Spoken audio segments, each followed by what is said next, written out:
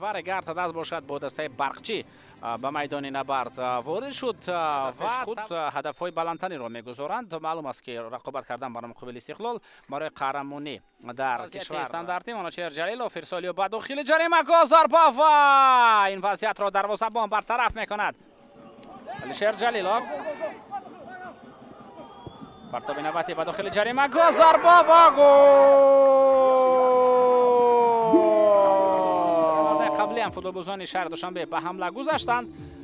ما میتوانیم متوجه بگردیم که چگونه حتی اینجا علیشهر جلیلوف درست‌تر به دستش برساند. توجه میکنیم با این هجوم حمله خوفناک از فریدون دولتوف وارد جریمه میگردد. خیلی خوب فریدون دولتوف پاسیو ولی به کجا در اینجا خطا دیده شد. ضربه به طرف دروازه چگونه ضربه خوفناک بود.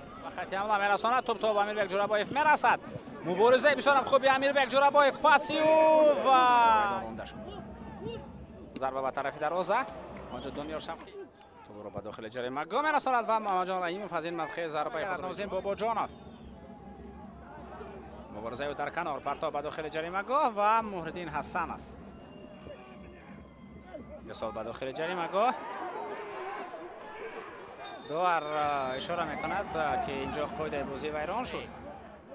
رگارد دست ولی دوبار قرار خود را برابر برد. میتوانیم متوجه بگردیم چگونه در داخل جریمه بازیگری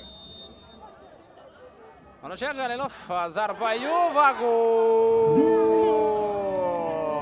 حساب ولی منوچهر جلیلوف به مشکلی توانست توپ را وارد دروازه بگردد. حمله سمندر قادیروف یک نفر را فریب هم دادن توانست. حسین بابا جانوف ارسالی به داخل جریمه و فریدون دولتوف پرتاب به داخل جریمه امکانیت ضربه زنی به وجود می آید.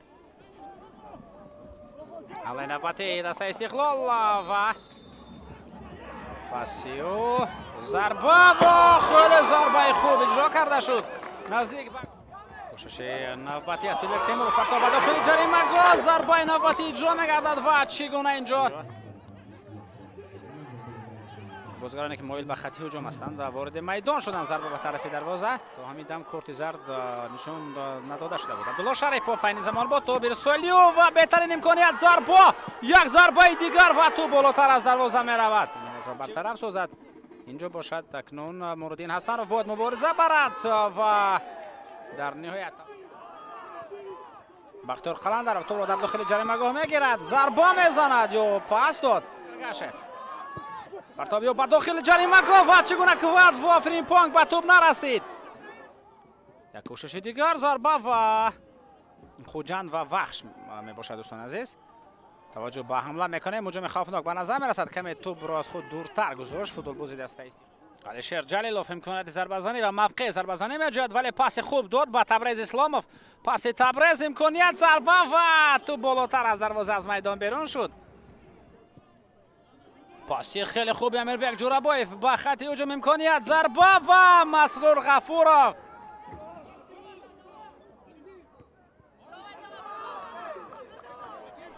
پرتاب بختیار قلندرов به داخل جریمه امکانیت برای ضربه زنی پیدا می شود. تا هنوز همچنین امکانیت است. ضربه و گل. فواد و فریمپونگ در نهایت کار توانست توپ را به دروازه وارد بگرداند. میتوانیم بار دیگر متوجه بگردیم سر اول در کنار چگونه بختیار قلندرов مبارزه برد. تبریز اسلاموف اینجا موقعش را از دست داد.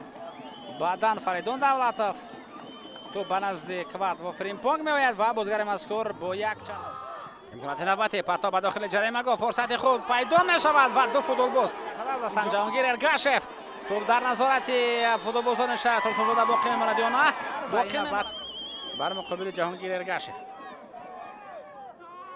بر زمین قاعده بناکنی جدی بازم از عقیب این ضربه زده شد. بله کارت سرخ با جوزف اوکورا قاعده بناکنی مانند به همین ضربه به طرف دروازه و اینجا توپ از پالو دروازه از میدان بیرون. با این هجوم امکانیت ضربه زنی می‌جوید بازیگر جوان مسرور غفورов تو هنوز تبریز اسلامov. خب داور همین طریق صدای شکش رو بلند می‌گرداند.